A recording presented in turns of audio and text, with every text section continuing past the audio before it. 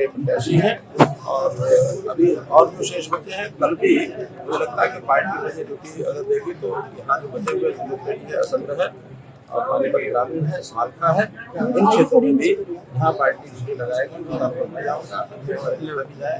पूरे प्रदेश में नामांकन किए जा रहे हैं, लगभग 2/3 से ज्यादा आज पूरे हो जाएंगे। कल जो बाद में जो लिस्ट आई है उनके नामांकन सामान्यतः कल ही हो पाएंगे और उनको एक दिन की तैयारी का समय लगना था। लेकिन बड़ी हैरानी की बात यह है कि कांग्रेस अभी आधे से भी कम ऐसे प्रत्याशी कर पाई है, उससे ज्यादा भी बाकी है और उनके बाकी इस समय जो घोषित होंगे मुझे पता नहीं कि वो फॉर्म भी भर पाएंगे कि नहीं भर पाएंगे। और बहुत से लोगों ने तो उनमें से भी इंडिपेंडेंट फॉर्म पहले से भर दिए हैं, इसलिए एक बहुत रोचक ये मुकाबला होने वाला है। मैं निश्चित रूप से कह सकता हूँ कि हरियाणा में तीसरी बार भारतीय जनता पार्टी की पूर्ण बहुमत की सरकार आएगी। आरोप लगाना बड़ा आसान है, कोई लगाए, हमको उसकी चिंता नहीं है, लेकिन मैंने जो किया है या हमारे नए मुख्यमंत्री जो कर रहे हैं, जनता देख रही है। कुछ भी करे, मैं दावा कर रहा हूं कि भारतीय जनता पार्टी की तीसरी बार सरकार आएगी। बड़ा स्वाभाविक है कि जब पार्टी का ग्राफ बढ़ता है, आगे कुछ चीजें ठीक होती हैं, तो एक नहीं कई दावेदार उम्मीदवार बनने के लिए पार्टी में आते हैं, वही पार्टी में आते हैं, यानी जिनको लगता है कि आगे सरकार आनी है। लेकिन हम अपने सब कार्यकर्ताओं को समझा करके और उनको जो भी कैंडिडेट पार्टी का उसके साथ लग करके उस सीट को जिताएंगे। क्योंकि मैं लगातार घूम रहा हूँ, सबसे बातचीत हो रही है और मेरी बात जो भी इस लोकसभा क्षेत्र के लोग ऐसे हैं जिनके मन में इच्छा थी, उनसे सबसे मैंने बात कर ली है। इक्का दुक्का बचे हों, आज मैं कर लूंगा और कोई पार्टी का ऐसा व्यक्ति विरोधी बन करके और कोई इंडिपेंडेंट प्रत्याशी खड़ा होगा, ऐसा मुझे नहीं लगता। नहीं, निश्चित रूप से हमारे हर कार्यकर्ता का हमारा संपर्क बना हुआ है और सारी चीजें हमारे कंट्रोल में। 2 दिन पहले तो ये था कोई ना कोई गुल खिलाने वाली है, ऐसा कोई निश्चित नहीं है कि एक जगह से करते हैं, वो हरियाणा से कहीं से भी कर सकते हैं।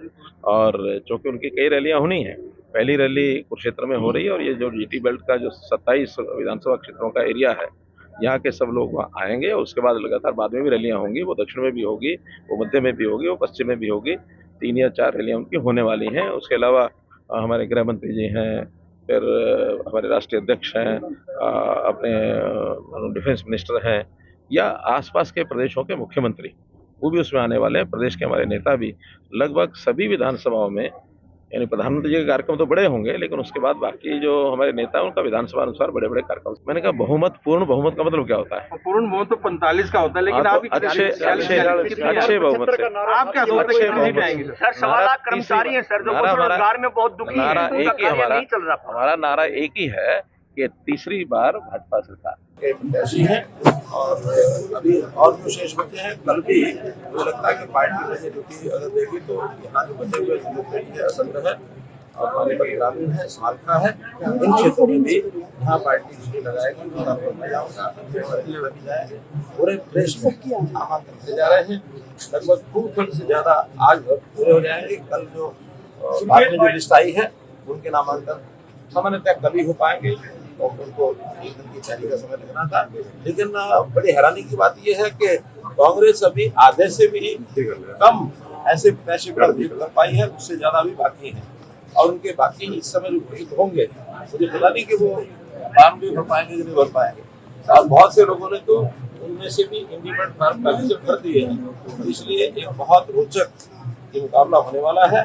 मैं निश्चित रूप से कह सकता हूँ कि हरियाणा में तीसरी बार भारतीय जनता पार्टी की पूर्ण बहुमत की सरकार आएगी।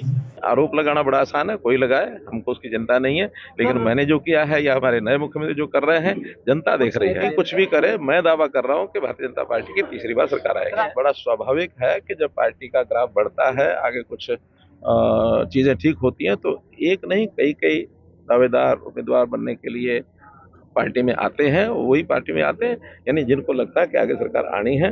लेकिन हम अपने सब कार्यकर्ताओं को समझा करके और उनको जो भी कैंडिडेट पार्टी का उसके साथ लग करके उस सीट को जिताएंगे। क्योंकि मैं लगातार घूम रहा हूँ, सबसे बातचीत हो रही है और मेरी बात जो भी इस लोकसभा क्षेत्र के लोग ऐसे हैं जिनके मन में इच्छा थी, उनसे सबसे मैंने बात कर ली है। इक्का दुक्का बचे हों, आज मैं कर लूंगा और कोई पार्टी का ऐसा व्यक्ति विरोधी बन करके और कोई इंडिपेंडेंट प्रत्याशी खड़ा होगा, ऐसा मुझे नहीं लगता। नहीं, निश्चित रूप से हमारे हर कार्यकर्ता का हमारा संपर्क बना हुआ है और सारी चीजें हमारे कंट्रोल में। 2 दिन पहले तो ये था कोई ना कोई गुल खिलाने वाली है, ऐसा कोई निश्चित नहीं है कि एक जगह से करते हैं, वो हरियाणा से कहीं से भी कर सकते हैं।